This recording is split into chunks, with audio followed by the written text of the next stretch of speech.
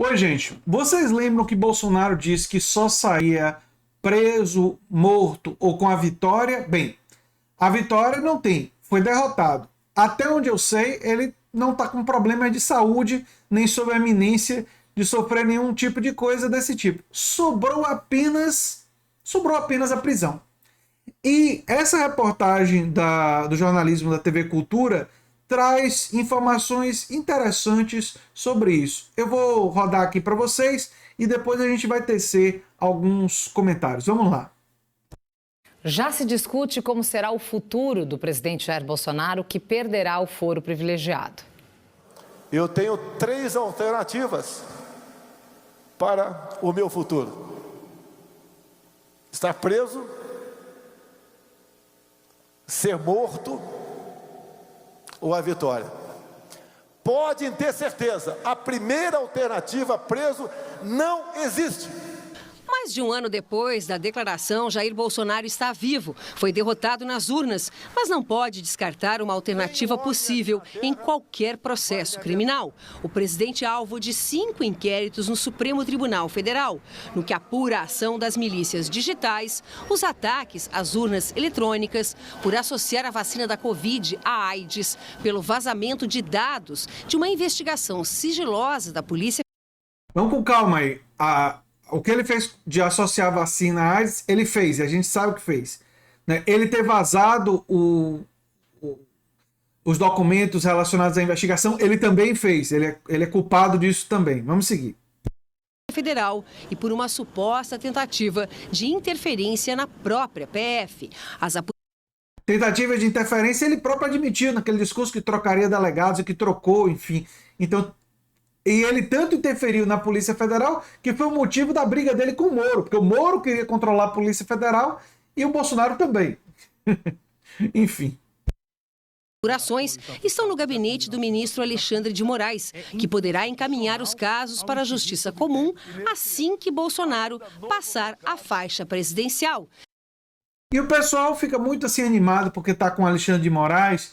Mas eu gostaria de lembrar a vocês que o Alexandre de Moraes foi muito leniente com o Bolsonaro quando o Bolsonaro disse o que disse sobre quilombolas na Hebraica.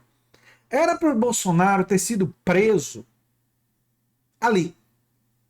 Ele nunca teria sido presidente do Brasil, porque aquilo aconteceu antes da eleição de 2018. Era para ele ter sido processado e preso por causa daquilo, porque a declaração dele foi uma declaração completamente preconceituosa. Mas o Alexandre de Moraes, à época, eu gosto de lembrar isso, mostrou toda a leniência do judiciário brasileiro. Né? Não, o que ele falou foi só uma grosseria. Ele fez homenagem ao torturador Ustra, né? Expressão de liberdade de expressão, né? Um torturador condenado, um dos poucos condenados, né? Um torturador que chegou a torturar crianças, né? Mas enfim, a leniência do judiciário com essas figuras, a gente sabe como é. Por isso que não dá para acreditar que a punição necessariamente vai acontecer, mas que existe a possibilidade, existe. E existem inclusive outras investigações, além do que a reportagem diz, que eu vou comentar, mas vamos lá.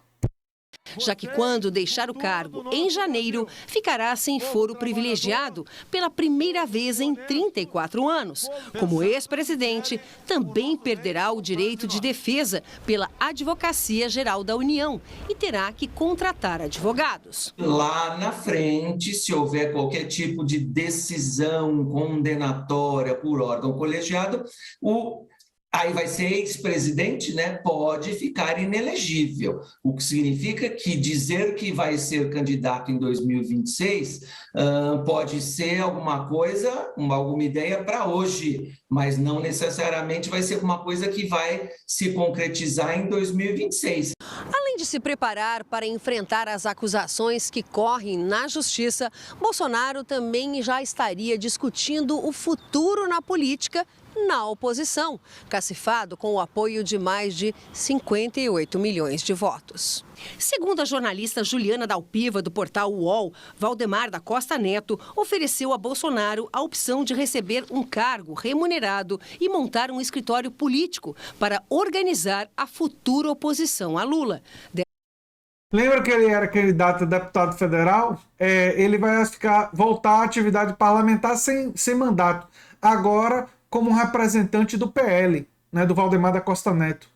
Aquele mesmo do Mensalão, né? Aquele mesmo. Mas, enfim, olha, eu tenho algumas coisas a comentar aqui antes de terminar a reportagem.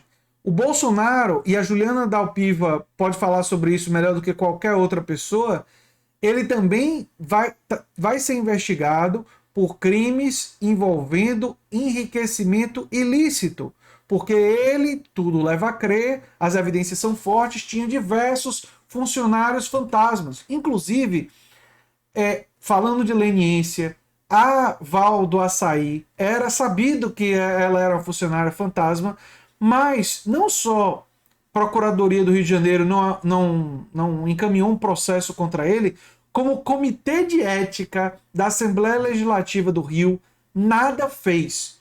Eu fico me perguntando, o Comitê de Ética da Assembleia Legislativa não fez nada porque não liga, tem medo das conexões dele com a milícia, ou porque tem tantos outros deputados que fazem a mesma coisa que eles acham que é normal roubar dinheiro público com funcionários fantasmas? Ou todas as alternativas? Eu realmente não sei. Se você souber, deixe nos comentários. Eu acho que todas as hipóteses são plausíveis, né? E, aliás, é exatamente essa leniência, essa falta de compromisso institucional que me leva a ter dúvidas sobre a punição, porque o Bolsonaro vem realizando coisas puníveis pela lei há mais de 30 anos.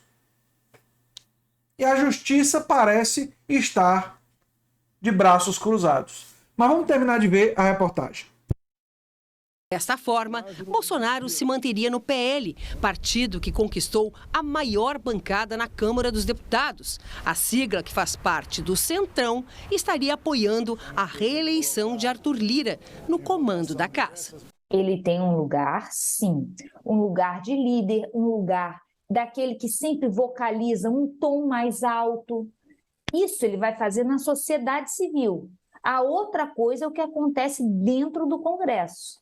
E mesmo dentro do Congresso, uma coisa é você pegar a palavra e fazer um discurso inflamado. A outra é você organizar, né, apoios para passar projetos de lei. São dois trabalhos com perfis distintos, né? E Bolsonaro ele é muito mais alguém que insufla a plateia e insufla esses segmentos radicalizados da sociedade civil do que alguém que articula elites políticas no parlamento. Nesse sentido, ele vai voltar à atividade parlamentar do tipo que ele já conhece e já faz. Agora eu quero dizer uma coisa sobre essa discussão sobre anistia que algumas pessoas falam.